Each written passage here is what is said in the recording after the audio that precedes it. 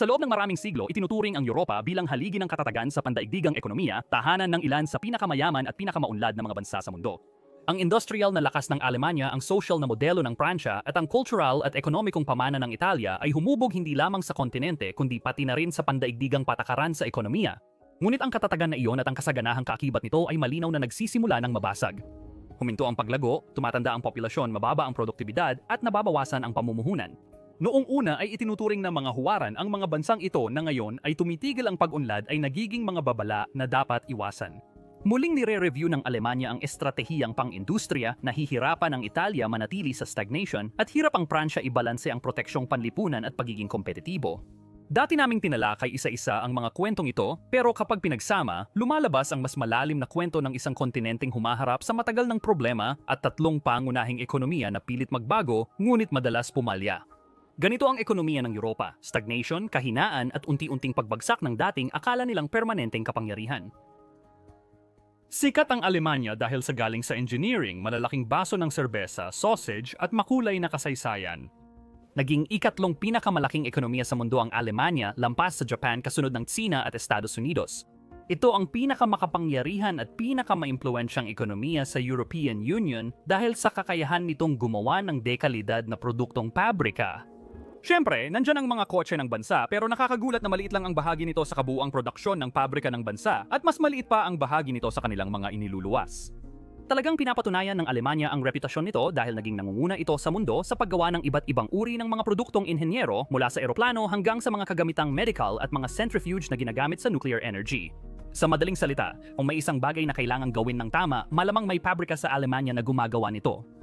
Dati ay meron. Dahil sa maraming panloob at panlabas na hamon, matinding presyon ang naranasan ng industriya ng Alemanya, kaya may mga ekonomista at komentarista na nagsasabing posibleng mawala ang industrial na dominasyon ng bansa. Malaking pahayag ito na magdadala ng pagbabago sa pambansa, regional at pandaigdigang kalakalan.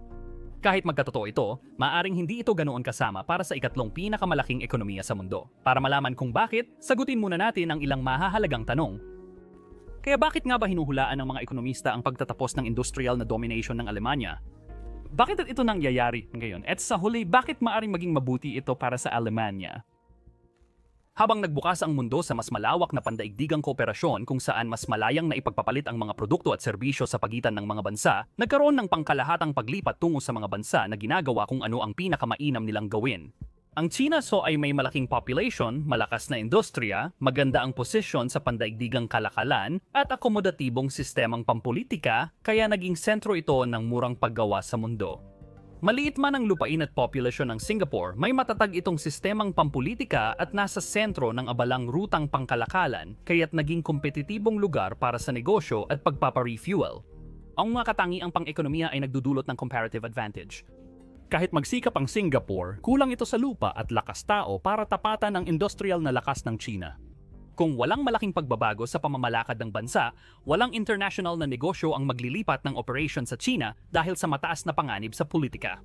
Ibig sabihin, kalamangan ng China ang paggawa ng pangunahing produktong pabrika, habang kalamangan ng Singapore ang serbisyong pinansyal at pagiging mataas na antas na tagapaglingkod sa mundo.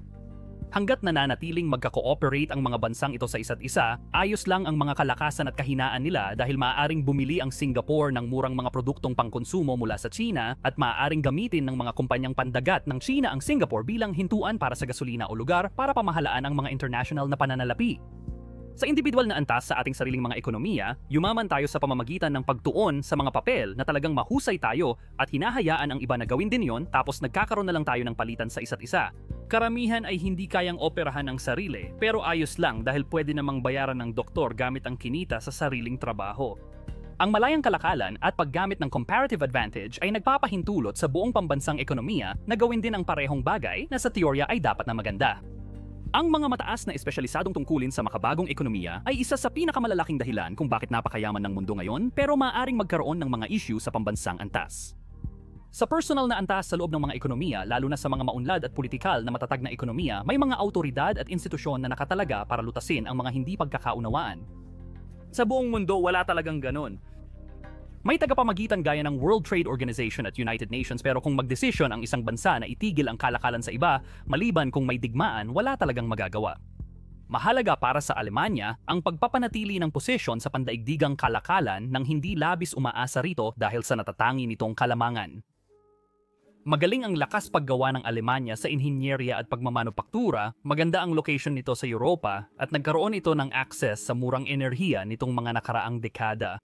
Ito ang nagbigay dito ng matibay na comparative advantage sa paggawa ng mga dekalidad na produktong industrial. Karaniwan, kapag iniisip ng mga tao ang pagkakaroon ng ekonomikong kalamangan sa pagmamanupaktura, unang pumapasok sa isip nila ang pagpapababa ng gastos sa lakas paggawa para mas mababa ang sahod ng mga manggagawa sa pabrika at mas mura ang kabuuang gastos sa paggawa ng mga produkto. Ito ang dahilan kung bakit ang mga lugar tulad ng China ay gumagawa ng napakaraming produkto sa buong mundo, ngunit habang tumataas ang sahod sa China, naghahanap na ang mga pandaigdigang tagagawa ng mas murang alternatibo sa mga bansa tulad ng India. Ngayon, ang Alemanya ay tahanan ng ilan sa mga pinakamataas ang sahod na manggagawa sa buong mundo, kaya kung titingnan sa unang tingin, parang hindi makatuwiran kung paano ito nanatiling kompetitibo kumpara sa mas murang mga sentro sa mundo.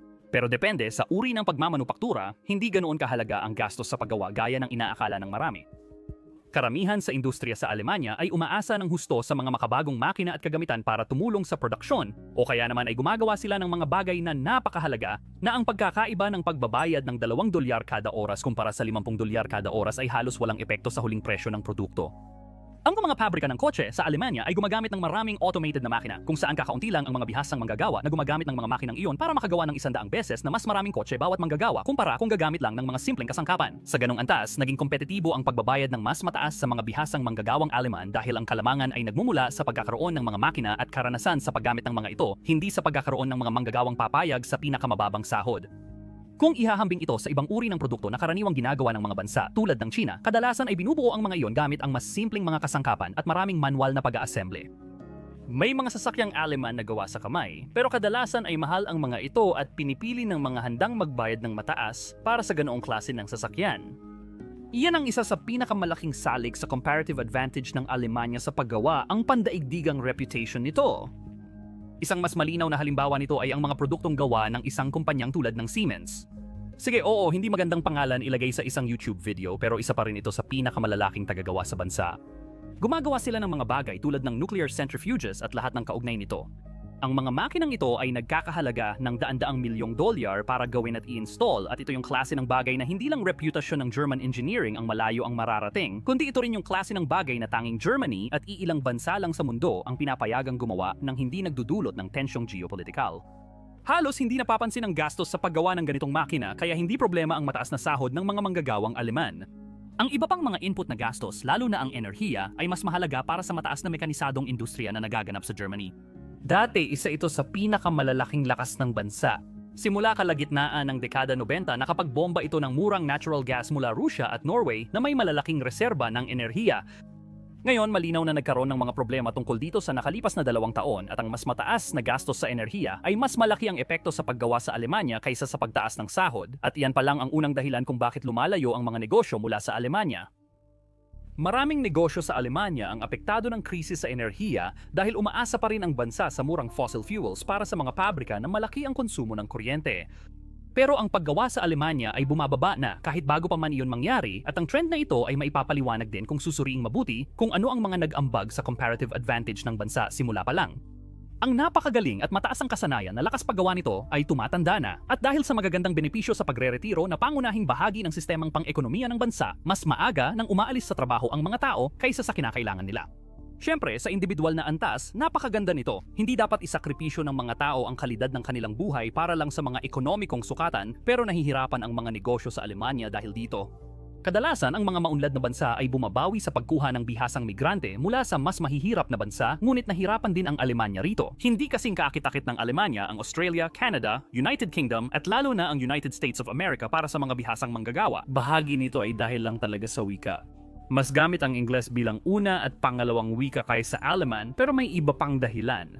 Yung mataas na pamantayan sa pagsasanay na nag-ambag sa matatag na reputation ng Alemanya sa paggawa ay nangangahulugan na kahit ang mga manggagawang gustong pumasok sa mga trabahong mababa ang kasanayan ay kailangang dumaan sa mga burokratikong certification sa pagsasanay na maaring tumagal ng ilang taon bago sila makapagsimula magtrabaho. Kahit ano pa ang sanhi ng problema, kulang pa rin ang manggagawa sa Alemanya. May mahigit 750,000 bakanteng trabaho sa mga pangunahing industriya na hindi natutugunan. Ang komparatibong kalamangan sa kalidad ng paggawa ay nangangahulugang maaring makahabol ang ibang bansa sa takdang panahon. Ngayon, hindi na gaanong nahuhuli ang paggawa ng China kumpara sa Alemanya. Gumagawa na ang China ng mga kotse, baterya, eroplano at makabagong makinaryang kayang makipagsabayan sa mga produkto ng Alemanya. Siyempre, marami pa ring mga produktong mababa ang kalidad na ginagawa sa China kaya't masama pa rin ang reputation nito pagdating sa paggawa ng mga substandard na produkto. Pero napatunayan na rin ng China na kaya nitong makipagsabayan sa larangan ng makabagong paggawa. Sa ngayon, mas maraming BMW ang ginagawa sa China kaysa sa Alemanya at kahit na nakakahiya ito sa pambansang antas, nakakatuwang isipin na dito rin makikita ang isa sa pinakamalaking oportunidad ng Alemanya na natatago sa likod ng tila masamang balitang ito. Maaring magtaas ng presyo ang mga kumpanyang Aleman kumpara sa mga kumpanya mula sa ibang bansa para sa kanilang mga produktong gawa dahil iniisip ng mga mamimili na ang mga produktong gawa sa Alemanya ay mataas ang kalidad at magandang alternatibo. Kung totoo, tanungin mo na lang ang sino mang nagpanatili ng Volkswagen, hindi mahalaga ang realidad. Walang halaga kung saan talaga ginawa ang mga produkto. Iniisip ng mga tao na sa Alemanya gawa ang produkto dahil Aleman ang kumpanya. Kung tama ang mga prediction tungkol sa pagbagsak ng industriya ng Alemanya, ang maaring gawin ng bansa ay gamitin ang kalamangan nito na may napakagandang reputation sa paggawa ng mga produktong sulit bayaran ng mas mataas, nang hindi kinakailangang harapin ang mga disbentahe ng actual na paggawa ng mga ito sa Alemanya. Sa maraming paraan, medyo huli na rin ang Alemanya sa pagbawas ng kanilang pagmamanupaktura. Halos 50% na mas marami ang Aleman sa industrial na trabaho kumpara sa ibang mauunlad na ekonomiya kahit sa may malalaking tagagawa ng sasakyan at high-end manufacturer. Pwedeng gawing mas produktibo ang mga trabahong ito sa pamamagitan ng pagbibigay ng mas advanced na kagamitan at teknolohiya sa mga tao para mas mapalawak ang kanilang nagagawa pero may hangganan din ito. Kung mano-mano ang paggawa ng kotse, maaring abutin ng isang buwan bago matapos ang isang unit. Pero ang maliit na grupo na gumagamit ng industrial press at robotic arms ay nakagagawa ng libong kotse kada araw. Dahil dito, mas mataas ang sahod sa mga mauunlad na ekonomiya. Pero sa kalaunan, mas mainam para sa mga manggagawang ito na lumipat na lang sa mga serbisyo kung saan imbes na sila mismo ang nangangasiwa sa paggawa, inuukol na lang nila ang kanilang oras sa pag-set up ng infrastruktura at pagsasanay ng mga team sa ibang bansa para gawin ito para sa kanila. Ang Estados Unidos ang pinakamalaking ekonomiya sa mundo ngayon, sa malaking bahagi dahil tahanan ito ng mga kumpanyang karamihan ng operasyon ay nasa ibang bansa pero ibinabalik pa rin ang yaman na nalilikha mula sa mga aktibidad na ito pabalik sa kanilang bansa. Ang Alemanya, sa nakalipas na 3 dekada, ay nagpasya na gawin ang mga bagay ng mas in-house pero ang paglayo na ito mula sa lokal na pagmamanupaktura ay hindi masasabing kabiguan ng kanilang mga industriya, kundi ito ay ang susunod na lohikal na hakbang para sa kanilang maunlad na ekonomiya. Pero hindi ibig sabihin na mawawala na ang malalaking problema. O kung magpapatuloy ang paglayo mula sa lokal na pagmamanupaktura, ito ay magre-representa ng malaking pagbabago sa isang malaking ekonomiya at anumang pagbabagong ganoon kalaki ay siguradong magkakaroon ng mga epekto. Nagpoprotesta ang mga manggagawa sa Alemanya laban sa pagbabago ng gobyerno sa subsidiya sa enerhiya at buwis. Bagamat nakatuon sa agrikultura at transportation, sintomas ito ng pagbabago sa pagpapatakbo ng negosyo sa bansa. Mingwa Alemanya ay may kasaysayan ng napaka-harmonya na relasyon sa pagitan ng mga manggagawa at mga kumpanya, ngunit ito ay dahil mahusay na kinakatawan ang mga manggagawang Aleman ng napakalalakas na unyon at ang ekonomiya ng Alemanya mismo ay pinamamahalaan sa paraang pinoprotektahan ang mga karapatan ng mga manggagawa. Maayos ang sistema habang kailangan ng Aleman na kumpanya ang lokal na manggagawa, pero kung ililipat nila ang operation sa ibang bansa, maaring mabago ang pantay na ekonomiya ng Alemanya. Kahit mula sa pananaw ng isang malamig at walang pusong macroeconomist na ang tanging iniintindi ay ang mga pangunahing bilang ng ekonomiya, ang paglayo mula sa lokal na industriya ay maaari pa ring magdulot ng mga panganib. Sa teorya, maaring lumipat ang mga manggagawa sa mas produktibo at nagbibigay halaga ng mga serbisyo na magpapayaman pa lalo sa bansa. Ngunit ang paglipat mula sa trabahong direktang nag-i-install ng makina sa kotse patungo sa trabahong nagtuturo sa isang banyagang koponan kung paano mag-install ng makina ay nangangailangan ng ibang kasanayan, hindi rin tiyak kung ang pagbabagong ito ay magbibigay ng mas magagandang trabaho sa mga Aleman imbes na mabawasan ang trabaho nila. Hindi man kasing halaga ng pagtuturo sa bagong koponan ang pag-install ng makina, nagbibigay pa rin ito ng trabaho habang may kotse pang kailangang ayusin. Kapag natutunan ng banyagang koponan ang trabaho ng Aleman, hindi na nila kailangan ang manggagawang Aleman. Bukod dito, ang reputation ng bansa ay katulad ng sa kumpanya or individual. Kung hindi mapapanatili ng mga kumpanyang Aleman ang kanilang mga pamantayan habang nagtatayo ng mga international na operation, mabilis nilang mawawala ang malaking grupo ng mga mamimili na handang magbayad ng mas mataas para sa isang produkto na kahit sa teorya ay Aleman. Maraming nagulat sa pagbagal ng ekonomiya ng Alemanya dahil sa loob ng mga dekada, ito ang naging haligi ng ekonomiya ng European Union. Habang bago pa lang ang problema ng Alemanya, matagal nang hirap ang Italia sa mabagal nilang ekonomiya. Ipinapakita ng ekonomiya ng Italia ang mga hamon na nararanasan din ng ibang bahagi ng Europa tulad ng mabagal na paglago, hindi pagkakapantay-pantay at lumiliit na lakas paggawa. Isa ang Italia sa pinakakapana-panabik na ekonomiya sa mundo dahil kinakaharap nito ang halos lahat kung hindi man lahat ng mga pangunahing hamon sa ekonomiya na nararanasan din ng ibang mga bansa sa buong mundo, ngunit sa isang paraan ay sabay-sabay nitong hinaharap ang lahat ng ito. Ang Italia ay may ilan sa pinakamataas na antas ng pambansang utang sa buong mundo, may tumatanda ng populasyon, pag-alis ng kakaunti na lang ng mga batang bihasang manggagawa, humaharap din ito sa hindi pagkakapantay-pantay ng mga rehiyon, mabagal na paglago, hindi maasahang kita mula sa buwis, at ang dati nitong nangungunang mga industriya sa mundo ay natalo na ng kompetisyon sa buong mundo.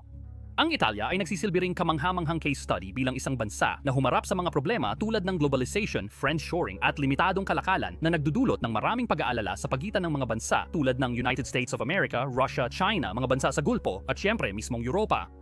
Marami sa mga hindi tiyak na ito ay matagal nang hinaharap ng Italia sa loob ng hindi bababa sa nakalipas na 20 taon at iyon ang isa sa mga dahilan kung bakit ang bansa ay naging pabagsak ang ekonomiya sa loob ng 15 taon na ngayon.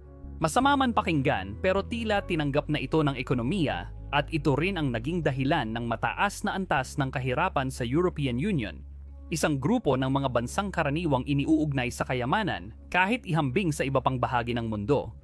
Bagamat hindi perpekto ang pagkakatulad, marami pa ring natututuhan ang ekonomista sa mga hamong ito. Bukod sa pagiging magandang pananaw kung ano ang maaring maging itsura ng hinaharap ng ating sariling mga ekonomiya, ang Italia ay may mga kakaibang katangian sa ekonomiya na talagang kapanapanabik tuklasin isa-isa, kahit na wala ng ibang dahilan kundi dahil lang talaga nakakaintriga sila. Ang Italia, kasama ang Alemanya at Pransya, ay bumubuo ng mahigit kalahati ng kabuuang produksyon ng ekonomiya ng European Union, isang unyon na sama-samang bumubuo ng pangalawang pinakamalaking gumaganang ekonomiya sa mundo. Sa kabila ng kahangahangang laki na ito, maaring mas malaki pa talaga ang ekonomiya ng Italia kaysa sa gustong aminin ng kanilang pamahalaan. Sa mga nagdaang taon, ang black market ay responsable sa halos 1/4 ng kabuuang produksyon ng ekonomiya ng Italia at bagamat ang lohikal na inaasahan dito ay ang isipin ng tungkol kay Don, ang realidad ay mas kakaiba at mas interesante pa. Kaya para maintindihan ang lahat ng maaring ituro ng ekonomiya ng Italia sa atin, kailangan nating sagutin, gaya ng dati, ang ilang simpleng tanong. Paano nangyari na ang isa sa pinakamabilis lumagong maunlad na ekonomiya sa mundo ay biglang tumigil ang paglago hindi lang isang beses, hindi lang 2 beses, kundi 3 beses? Ano ang mga tamang at maling ginawa ng bansa sa pagharap sa mahaba nitong listahan ng mga hamon? Sino ba talaga ang dapat sisihin sa pagbagal ng ekonomiya ng bansa? Paano naapektuhan ang Italia ng kakaibang mapanirang hindi pagkakapantay-pantay? Sa huli, baka hindi na angkop ang modelo ng ekonomiya ng bansa sa kasalukuyang pandaigdigang situation. Naabot ng Italia ang tugatog ng ekonomiya noong taong 2008. Mula noon, halos hindi na ito gumalaw at unti-unting bumaba, nawalan ng humigit kumulang 20% ng kabuuang nominal na produksyon ng ekonomiya sa nakaraang dekada. Kung susuriin ang kasaysayan, makikita na hindi bago ito sa Italia dahil paulit-ulit na itong nangyayari sa kanilang ekonomiya mula matapos ang ikalawang digmaang pandaigdig. Ang bansa ay nagkaroon ng mga dekada ng mabilis na paglago na napuputol ng mga dekada ng halos ganap na paghinto at sa maraming pagkakataon ay negatibong paglago bago muling bumalik sa pag-unlad. Ang production ng ekonomiya ay isang paraan lang para sukatin ang kalusugan ng ekonomiya, ngunit kahit simpleng chart ay nagpapakita kung paano napunta ang Italia sa kasalukuyang kalagayan. Ang Italia, ang dating pinakamakapangyarihang industrial na ekonomiya sa Europa bago nalampasan ng Netherlands at Inglaterra bilang mga pandaigdigang kolonyal na kapangyarihan. Kahit mas mabagal ang pag-industrialize kaysa Pransya at Alemanya, nanatili pa rin kabilang ang Italia sa nangungunang 5 ekonomiya sa Europa sa loob ng libu-libong taon. Ang matibay nitong heograpiya, na protektado ng mga bundok sa Hilaga ngunit may madaling access sa Mediterranean para sa pangingisda at kalakalan sa lahat ng ibang direksyon, ay naging dahilan kung bakit natural itong naging mahusay na lugar para umunlad ang mga sibilisasyon. Totoo pa rin ito sa ekonomiya nila ngayon tulad noong 500 taon bago ipanganak si Kristo. Ang ekonomiya ng Italia ay nagsimula matapos ang ikalawang digmaang pandaigdig. Muling itinatag ang bansa mula sa guho at ginawang lokal na industriya ang mga industriya ng digmaan sa tulong at mahigpit na bantay ng Estados Unidos. Nag-invest ang Estados Unidos ng bilyon-bilyong dolyar sa Marshall Plan para muling itayo ang kanlurang Europa noong dekada 50, panahong malaking halaga pa ang bilyon sa budget ng gobyerno. Layunin ng paggastos na ito na makabuo ng bagong base ng mamimili para sa mga produktong gawa ng industrial na sektor ng Amerika at higit sa lahat, muling paunlarin ang mga kaalyado upang mapigilan ang paglaganap ng komunismo mula sa Unyong Sobyet. Nagsagawa rin ang Estados Unidos ng muling pagtatayo sa Korea at Japan para pigilan ang paglaganap ng komunismo mula sa People's Republic of China. Hindi ito nagsimula sa magandang kalagayan, ngunit ang mga pagsisikap na ito sa muling pagtatayo ay nagdulot ng matagal at tuloy-tuloy na panahon ng paglago. Sa kabila ng lahat, nananatili ang tensyong pampolitika na nagdulot ng malalalang suliranin tulad ng pambobomba noong taong 1980 sa istasyon ng tren sa Bologna, isa sa pinakamalalang pag-atake sa Europa. Ang tensyong pampolitika ay naging sanhi at pinalala pa ang iba pang problemang pang-ekonomiya sa bansa. Kung titingnan lang sa mga bilang ng produksyon ng ekonomiya, mukhang maganda ang takbo ng Italia, pero madali lang palakihin ang ekonomiya kung uutang ka ng malaki para pondohan ang malalaking proyektong pangkaunlaran, lalo na kung ang pangunahing makapangyarihang bansa sa mundo ay handang-handa magpautang para mapigilan ang pagkalat ng komunismo. Ang hamon ay kung paano gagamitin ang kaunlarang iyon para lumikha ng halaga sa lokal at panlabas na ekonomiya, lalo na't nahirapan ang Italia nang bumagal ang konstruksyon at muling pagtatayo o mawalan ng pondo. Bumagsak ang ekonomiya ng Italia sa unang makabagong dekada ng pag-stagnate, bagaman ang unang ito ay tumagal lang ng mga 6 na taon. Sa panahong ito, sabay-sabay na hinarap ng pamahalaan ng Italia ang malawakang kawalan ng trabaho, malaking utang, mataas na inflasyon at mga panlabas na hamon tulad ng tumataas na gastos sa enerhiya para sa mga fossil fuel na labis nang inaasahan ng kanilang mga batang industriya. Kahit hindi maganda, nagiging pagkakataon ang pagbagal ng ekonomiya para sa bansa na baguhin ang pulisya, bawasan ang mga industriyang naging sanhi ng problema noon. Sa unang pagbagal, yun talaga ang nangyari. Ang bansa ay lumipat mula sa pagtatayo ng infrastruktura tungo sa paggamit nito para makalikha ng mga produktong maibebenta sa buong mundo. Nagpatupad ito ng reforma tulad ng pagbibigay kalayaan sa sentral na bangko na magtaas ng interest rates laban sa inflasyon. Kasabay nito, niluwagan ang batas sa index wages. Hindi na uso ngayon ang wage indexation dahil sa mga problemang dulot nito sa merkado. Ibig sabihin nito, automatikong tumataas ang sahod ayon sa inflasyon kahit wala ito sa kontrata.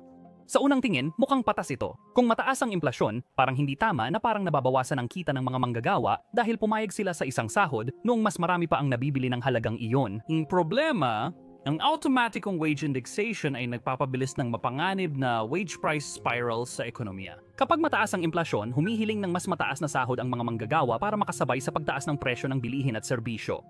Kapag nagtaas ng sahod ang mga negosyo, mapipilitan silang magtaas ng presyo para mapanatili ang kita na magdudulot ng mas mataas na inflation. Ang isang bagay na nakakatulong sa maraming ekonomiya ay ang pagkaantala sa pagitan ng pagtaas ng inflation at ng paghingi ng mga tao ng mas mataas na sahod. Kung mababa ang inflation, marami ang hindi makakaalam na hindi na sumasabay ang kanilang sahod na masama para sa kanila pero nagsisilbing pampabalanse sa ekonomiya. Kung automatikong tumataas ang sahod kasabay ng inflasyon gaya sa Italia noon, mas mabilis at mahirap pigilan ang wage price spiral. Ang pag-stagnate ay tiyak na naging masakit para sa Italia, pero dahil napilitan silang gumawa ng mga kinakailangang pagbabago, bumalik sila bilang isa sa pinakamabilis lumago na ekonomiya hindi lang sa mundo, kundi sa kasaysayan. Sa loob lang ng 7 taon mula taong 1985 hanggang 1992, na triple ng Italia ang kanilang ekonomiya dahil sa isang export-led na industrial boom. Malaki ang kalamangan ng bansa rito na hindi agad makikita sa datos ng ekonomiya. Nagbabayad ng mas mataas ang mga international na customer para sa mga produktong gawa sa Italia dahil kilala ang bansa noon at hanggang ngayon sa mataas na kalidad ng pagkakagawa at husay sa paggawa ng lahat mula sa mabilis na sasakyan, mamahaling bag at pati na rin mga bagay tulad ng olive oil. Kung ang isang produktong ine-export ay may tatak na gawa sa Italia, maaring mas mataas ang presyo nito kumpara sa mga katulad na produkto mula sa ibang bansa at marami pa ring mamimili ang handang magbayad ng mas mahal para dito. May ilang bansa na kailangang gumawa ng matitinding hakbang para matapatan ang mahabang listahan ng mga international na kakumpetensya sa bawat pagkakataon upang makapag-supply ng pinakamurang at pinakakumpetensyang produkto sa pandaigdigang merkado. Ang katotohanan kayang magdagdag ng malaking halaga ng Italia kung hindi man higit pa sa pamamagitan lamang ng paggawa ng mga produkto sa loob ng kanilang bansa ay isang malaking bentahe na kakaunti lang na bansa sa mundo ang tunay na nakakaranas.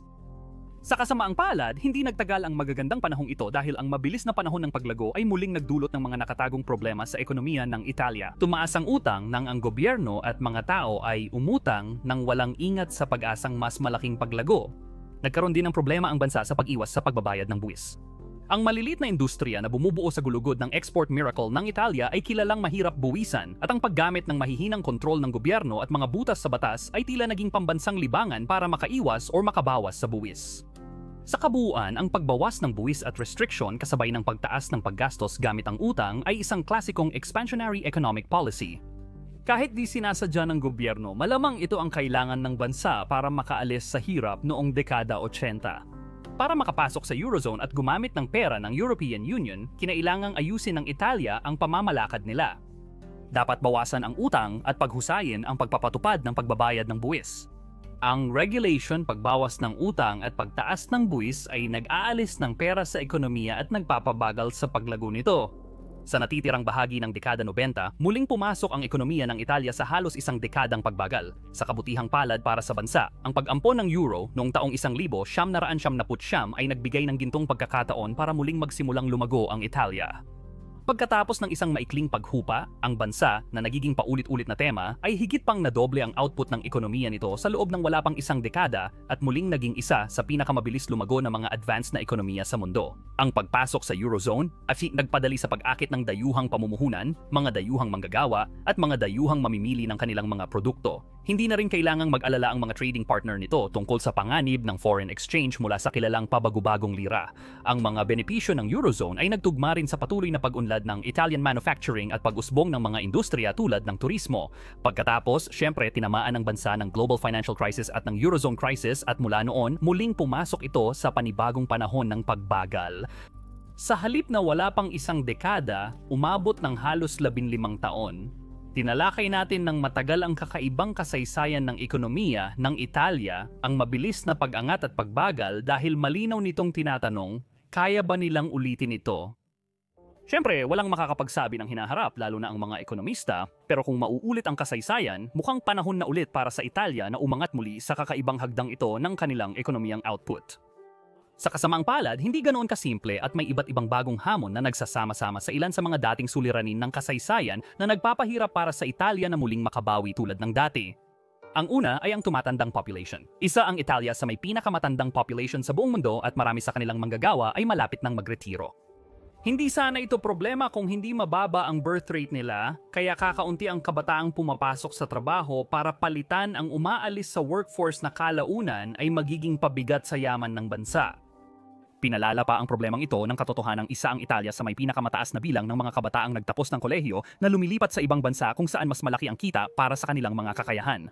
Maswerte kaming nakausap si Professor Bilari ng Universidad ng Bocconi, Italia ngayong taon.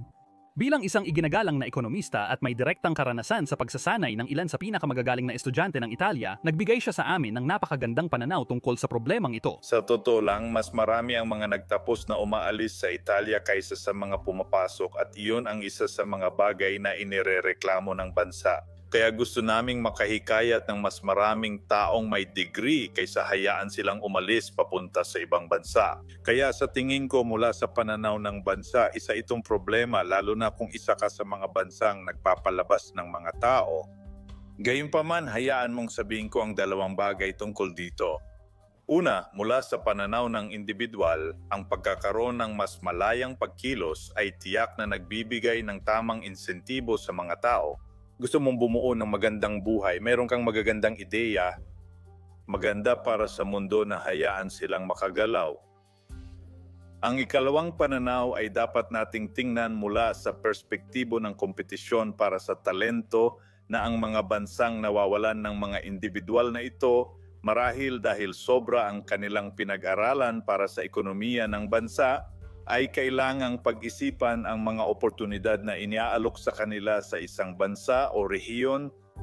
Lalong lumala ito dahil sa pagiging miyembro ng European Union kaya't hindi na kailangan ng visa ng mga estudyanteng Italyano na gustong magtrabaho sa Alemanya, Pransya, Netherlands o Luxembourg dahil pinapayagan ng European Union ang trabaho sa kahit anong miyembrong estado. Ang pagtaas ng sahod ay makakatulong pigilan ang pag-alis ng mga bihasang kabataang Italyano, ngunit hirap makipagsabayan ang mga industriya ng bansa sa malalaking karibal sa Europa dahil sa mababang produktibidad. Ang karaniwang laki ng isang negosyo sa Italia ay mas maliit kumpara sa karaniwang laki ng negosyo sa ibang mga maunlad na ekonomiya sa Europa. Sa Italia, may average na 3.5 manggagawa bawat kumpanya habang 15 naman sa kanlurang Europa kaya't halos 4 na beses mas marami ang manggagawa roon. Sa industrialisadong ekonomiya, mahalaga ang laki ng kumpanya dahil kaya ng malalaking kumpanya gumawa ng mas espesyalisado at mahalagang produkto. Sa karamihan ng mataas na antas na industriya, positibo ang marginal na benepisyo ng pagdagdag ng manggagawa dahil nabibigyan sila ng pagkakataon mag-focus at maging mahusay sa produksyon. Yang mga sasakyan ay malaking industriya sa Italia at madalas unang naiisip ng tao sa paggawa sa bansa, kaya magandang halimbawa ito. 10 kumpanya na may tig-iisang empleyado na gumagawa ng kotse mula umpisa ay makakagawa ng mas kaunting kotse sa loob ng isang taon kumpara sa isang kumpanya na may 10 empleyado na bawat isa ay nakatutok sa isang bahagi ng paggawa ng kotse. So kung ang isang empleyado ay nakatutok lang sa paggawa ng makina, maaari siyang maging mahusay talaga sa paggawa niyon.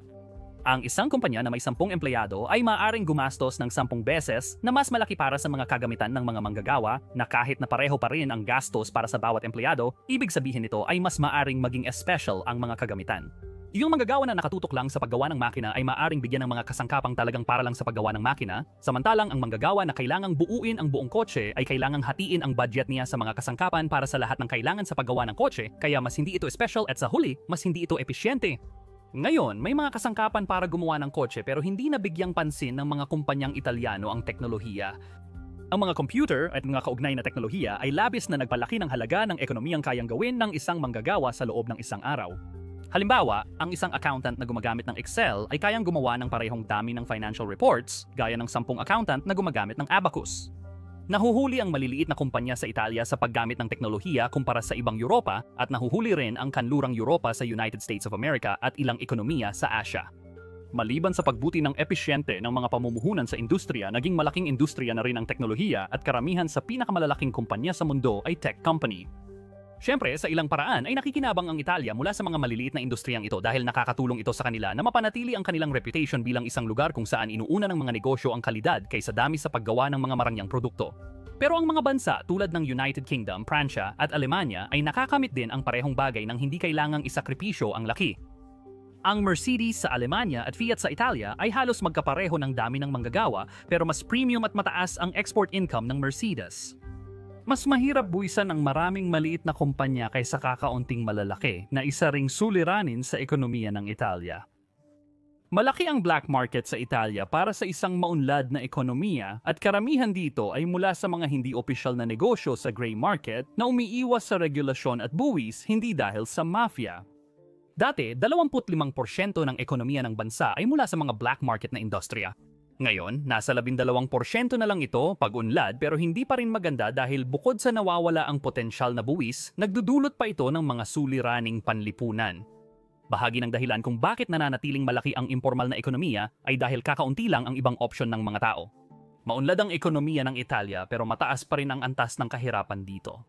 Mas matindi ito sa timog ng bansa na mas mahirap kaysa Hilaga na nahihirapan din. Sa ngayon, mataas ang kawalan ng trabaho sa Italia, hindi gumagalaw ang ekonomiya, tumatanda ang population, hindi kompetitibo ang mga industriya, mababa ang kita mula sa buwis, mataas ang utang at tumataas ang interes sa utang habang mas kaunti na ang kontrol nila dahil wala na silang sariling pera. Kung itataas ang buwis o babawasan ang paggastos, mapipinsala ang mga lokal na industriyang hirap na. Kung mangungutang pa, nanganganib silang malugi at kung wala silang gawin, lalala ang situation. May palagay sa ekonomiya at karamihan ng agham na patungo tayo sa isang perpektong bersyon ng hinaharap dahil sa nakalipas na 2 siglo, iyon nga ang nangyayari. Ngayon, ang mundo ay libo-libong beses na mas mayaman kaysa sa simula ng Revolution Industrial, ngunit ito ay exception at hindi karaniwan. Ang Italia ay kabilang sa mga mauunlad na ekonomiya na nahihirapang makipagsabayan sa tumitinding pandaigdigang kompetisyon at kahit nakita natin ang paglago noon, hindi ito garantiya sa hinaharap. Ang mga problema ng Italia ay dahil sa politikal na kaguluhan at pagbagsak ng industriya samantalang iba ang kalagayan ng Pransya. Ang krisis ng Pransya ay mas philosophical, tungkol ito sa kung paano binabalanse ng isang bansa ang produktibidad ng ekonomiya at kalidad ng buhay. Nasisira na ang modelo ng Pransya na nagbibigay proteksyon sa manggagawa at serbisyong pampubliko dahil sa pandaigdigang pressure pero patuloy lumalaban ang mamamayan. Narito kung bakit umaabot na sa sukdulan ang ekonomiya ng Pransya. Ang Pransya ay dating isa sa pinakamatagumpay na ekonomiya, ngunit nitong nakaraang dekada, nawalan ito ng ilang katangian dahil sa ilang hindi kanais-nais ngunit kinakailangang dahilan. Isa ang Pransya sa mga unang bansa sa mundo na nagsimula ng industrial na revolusyon pero ginawa nila ito ng kakaiba kumpara sa kanilang mga karibal sa Europa at sa mundo, mas pinili nila ang mabagal at maingat na paraan na mas pinapaboran ang maliliit na artisanal na industriya kaysa sa malalaking pabrika na nagsisimula ng mangibabaw sa mundo. Iba dito ay dahil sa sariling desisyon at iba dahil nawala ang mahuhusay nilang manggagawa bago nila na-realize ang halaga ng mga ito. Dahil sa mabagal na pag-unlad ng Pransya sa kabila ng mabilis na paglago ng yaman sa mundo, nabuo nila ang ekonomiyang higit na pinapahalagahan ang mga manggagawa tulad ng ibang bansa na pinahahalagahan ang kanilang mga pabrika. Ito ay isang historical na trend na malinaw na nagpatuloy hanggang sa kasalukuyan kung saan ang mga manggagawang Pranses, higit pa kaysa sa iba sa buong mundo, ay kilala sa paghingi ng eksaktong gusto nila sa pinakakapansin-pansing paraan na maiisip. Ngunit ang natatanging nakaraan na ito ay nagbigay sa bansa ng isang hindi rin tiyak na hinaharap. Sa ngayon, ang Pransya ay nasa gitna ng dalawang mahirap na sitwasyon. Sa isang banda, hindi nito kayang ipagpatuloy ang pagpapatakbo ng ekonomiya nito gaya ng kasalukuyan dahil sa iba't ibang hindi kanais-nais na isyong pambansa at pandaigdig. Ngunit sa kabilang banda, hindi rin nito magawa ang mga kinakailangang medyo radikal na pagbabago na kailangan nito dahil baka ang kanilang napakaaktibong mamamayan ay umalis na lang, na parang inuulit ang mapait na bahagi ng kasaysayan. Halos pinakamalala ang kompromiso ng bansa sa dalawang panig. Ang Pransya, na dating kilala sa pagbabalansi ng isang medyo pantay-pantay na pamumuhay at ng makabagong industriya, ay ngayon tahanan ng isa sa pinakamayayamang lalaki sa mundo na yumaman sa pamamagitan ng mga simpleng bag na gawa sa balat at mga palamuti. Hindi buong kwento ng ekonomiya ang isang lalaki o industriya, pero palatandaan sila ng pagbabago. Dahil sa pagkawala ng mga natatanging prinsipyo sa ekonomiya, maaaring maging hindi na kompetitibo ang bansa at kopya na lang ng ibang mauunlad na kanluraning ekonomiya. Para maintindihan ang mga hamon at mahirap na pagpili, kailangan mong sagutin ang ilang simpleng tanong. Bakit kailangan ng Pransya baguhin ang ekonomiya nito? Pag hindi ito magawa ng maayos, ano ang mangyayari sa bansa kung magpapatuloy ang stagnation? Ang Revolusyong Industrial ay isa sa pinakamahalagang pangyayari sa kasaysayan ng tao. Sa loob lamang ng ilang siglo na parang isang kisap mata lang sa pamantayan ng kasaysayan, ang pag-unlad ng mga makinarya at teknolohiya na kayang pataasin ang dami ng kayang gawin ng isang manggagawa ay nagdala sa mga lipunan sa buong mundo mula sa pagiging pangunahing magsasaka tungo sa pagiging mayayaman at komportableng mga mamimili. Ang pag-unlad ng mga makina at teknolohiya na kayang gumawa pa ng mas maraming makina at teknolohiya na makakagawa pa ng mas maraming bagay para sa lahat ay tinatawag ng mga ekonomista na pag-unlad ng kapital. Bago dumating ang mga makina, lupa at paggawa lang ang inaasahan ng ekonomiya, ang tanging paraan para mapalago ang isang imperyo ay magkaroon ng mas maraming lupang masasaka at mas maraming taong magtatrabaho sa mga sakahan na iyon. Pero ang pag-usbong ng kapital, ang ikatlong salik ng produksyon, ay nagpapakitang kahit malalaking pandaigdigang imperyo ay kayang hamunin ng may pinakamagandang teknolohiya. Ang mga taong kayang paunlarin ang kapital na iyon, ang mga kapitalista ay naging mas mayaman pa kaysa sa mga Panginoon at Hari na nagmamay-ari ng lupa, higit pa sa kanilang pinangarap, habang sinisimulan din ang napakabilis na paglago ng populasyon ng tao, pandaigdigang yaman, at dapat ding kilalanin ang paggamit ng limitadong mga likas na yaman. Yan ang kwento para sa karamihan ng mga bansa, pero medyo iba ito sa Pransya. Hindi biglaan ang industrial na revolution, hindi ito parang switch na sabay-sabay naging manggagawa mula sa pagiging magsasaka. Mabagal at paunti-unti ang paglipat patungong automasyon. Sa Pransya, kahit isa ang bansa sa mga unang yumakap sa industrialization, mas mabagal ang naging paglipat nila kumpara sa iba nilang kapwa-bansa sa Europa. May ilang teorya ang mga historiador kung bakit nga ba ganun, pero sa pangkalahatan ito ay dahil sa katatagan at kumpiyansa. Ang Pransya noong mga dekada ng simula ng Industrial na Revolution ay abala sa sarili nitong revolution at pagkatapos noon ay naging sentro ito ng ilang mga digmaan sa rehiyon kaya karamihan sa mga lokal na industriya, mga network ng transportation at maging ang mga sistemang pampulitika ay nakatuon sa pakikidigma imbes na sa inobasyon. Naranasan din ng Pransya ang pag-alis ng mga bihasang manggagawa bago magsimula ang Industrial na Revolution. Karamihan sa kanila ay protestanteng tumatakas sa relihiyosong pag-uusig, ngunit marami rin ang unang mekaniko at inhinyero, mga mahalagang kasanayan para sa bansang nais magtayo ng steam engine at mekanisadong pabrika. Ngayon, kahit na hindi naman tumatakas ang mga taong ito noon para sa mas magagandang oportunidad sa ekonomiya, maaring ito na ang isa sa mga unang kaso ng brain drain sa kasaysayan, isang bagay na patuloy pa rin kinakaharap ng bansang Pransya hanggang ngayon.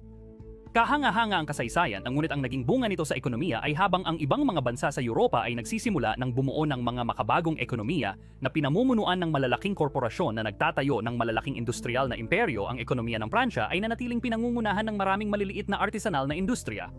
Ang naging resulta nito ay habang ang lakas paggawa ng tao at iba pang industrial na ekonomiya ay madalas na inilalagay sa matinding pagsubok ng maagang industriya, ang mga manggagawa sa Pransya ay nanatiling may mas malaking kapangyarihan laban sa kanilang mga amo dahil mas marami at mas maliliit na kumpanya ang nagpapatakbo ng industriya.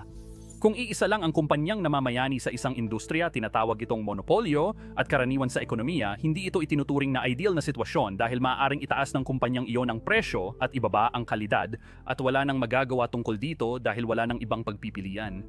Ang mga alternatibo sa monopolyo ay duopoly kung saan dalawang kumpanya ang namamayani sa isang industriya, oligopoly kung saan kakaunti lang na mga kumpanya ang namamayani, hanggang sa perfect competition kung saan halos walang limitation ang dami ng mga kumpanyang naglalaban-laban sa isa't isa. Karaniwan, kapag sinusuri ang oligopolyo o monopolyo, karamihan sa mga tao at ekonomista ay nakatuon sa mga isyong dulot ng kakulangan ng kompetisyon para sa mamimili.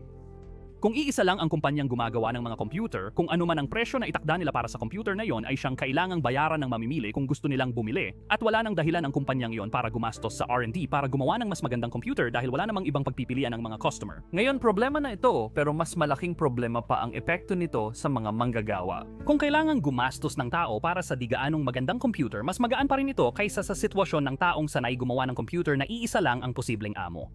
Kapag iisang kumpanya lang ang nangingibabaw sa industriya, pwede nilang bawasan ang sahod dahil wala nang ibang pagpipilian ang mga manggagawa. Kabaligtaran nito ang perpektong kompetisyon kung saan maraming maliit na kumpanya ang nagtutunggali para sa customer at manggagawa tulad ng sa Pransya noong Industrial na Revolution. Mas mabagal ang pag-unlad ng ekonomiya ng Pransya kaysa ibang makapangyarihang bansang industrial sa Europa, pero nakapagtayo ito ng pundasyon ng mas pantay na kultura na kapaki-pakinabang hanggang ngayon. Dahil dito, ang industriya ng Pransya ay laging mas mababa ang produktibidad kaysa Alemanya, United Kingdom at lalong-lalo na United States of America. Kaya't kahit maunlad at industrialisado, mas mababa pa rin ang sahod sa Pransya. Lalo na itong totoo noong panahon pagkatapos ng digmaan kung saan ang mga manggagawang Pranses at karamihan ng mga manggagawa sa Europa, sa totoo lang, ay mas mahaba ang oras ng trabaho kumpara sa mga manggagawa sa United States of America, ngunit mas kaunti pa rin ang kanilang production sa kabuuan. Malinaw na, ngayon ay hindi na ganoon ang sitwasyon at muling isinakripisyo ng Pransya ang kabuuang output ng ekonomiya para sa mas balanseng pamumuhay, ngunit mas binibigyang diin ngayon ang magagandang kondisyon sa trabaho, matibay na proteksyon ng mga manggagawa at siguradong pagreretiro. Karamihan sa mga manggagawang Pranses ay masaya sa palitang ito.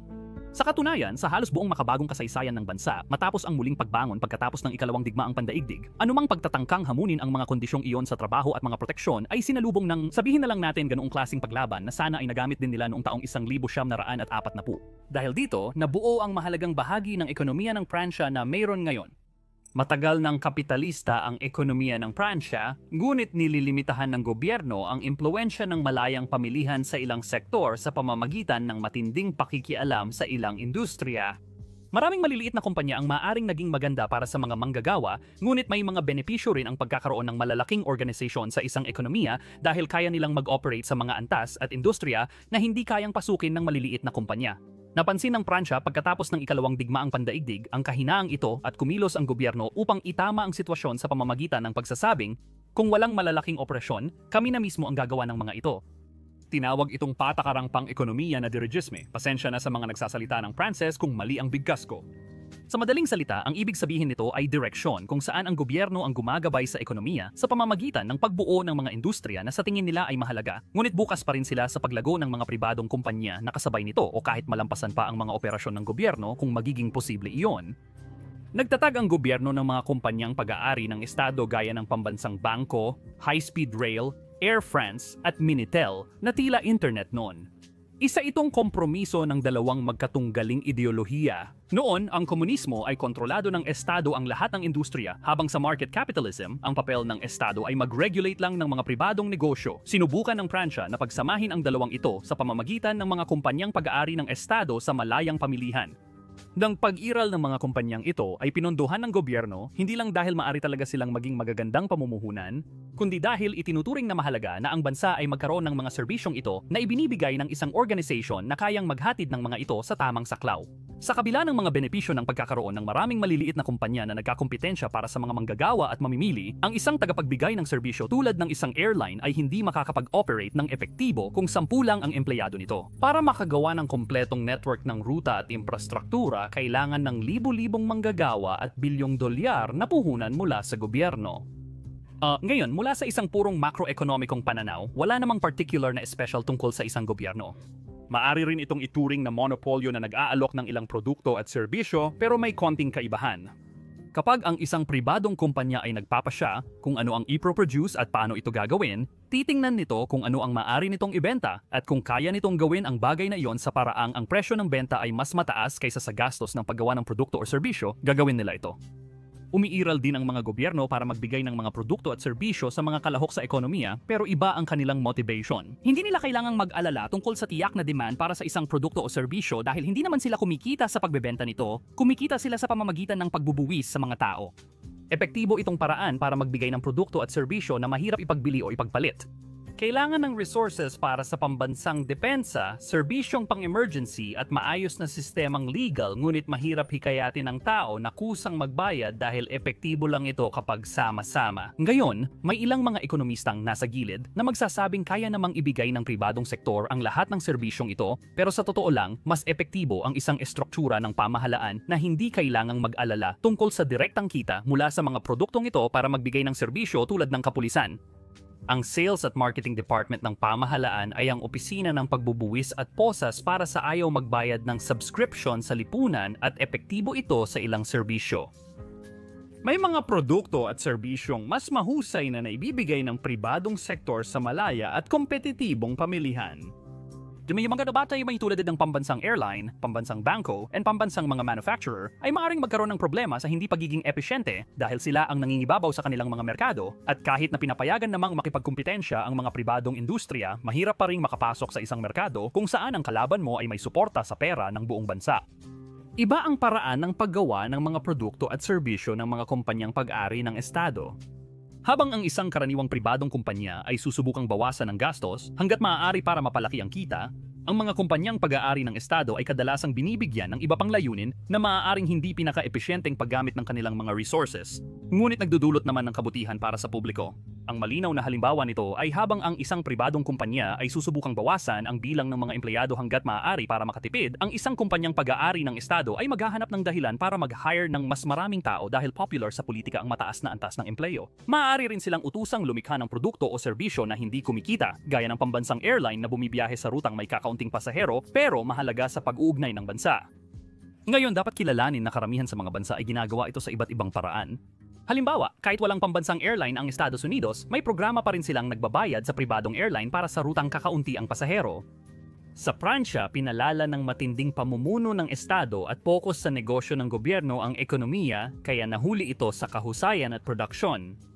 Mumutan ng sinandi mo dito isa, bakit hindi ito naging problema? Maaring ikagulat ito ng ilang macroeconomist, pero hindi lahat ay kailangang gawin sa pinaka-epektibong paraan at minsan. Sulit pondohan ang mga pampublikong serbisyong hindi kumikita dahil pinapataas nito ang antas ng pamumuhay.